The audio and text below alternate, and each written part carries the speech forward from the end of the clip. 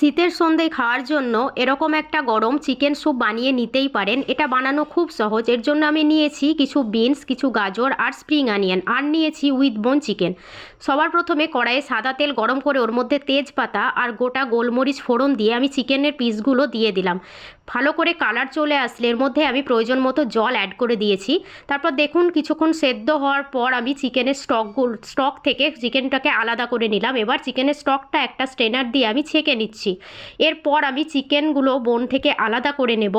এরপর আমি ওই কড়াইয়ের মধ্যে আবার স্টকটাকে অ্যাড করে দিলাম। ওই স্টকটা যখন ফুটে উঠবে তখন সমস্ত সবজিগুলো অ্যাড করে দিয়ে স্বাদ মতো নুন আর গুঁড়ো গোলমরিচ অ্যাড করে দিয়ে আমি চিকেনগুলোকেও এর মধ্যে অ্যাড করে দেবো। তারপর একটু ঘন করার জন্য দিয়ে দেব কর্নফ্লাওয়ার, যেটা আমি আগে থেকে জলে ভিজিয়ে রেখেছিলাম। নামানোর আগে একটা ডিম ফেটিয়ে এর মধ্যে মিশিয়ে দেবো। তাহলে রেডি হয়ে গেল সন্ধেয় খাওয়ার জন্য খুব সুন্দর একটা হেলদি অ্যান্ড টেস্টি রেসিপি। বানিয়ে দেখতে পারেন, ভীষণই ইজি আর খেতে হয় দুর্দান্ত। জানাতে ভুলবেন না কিন্তু কেমন হয়েছে রেসিপিটা।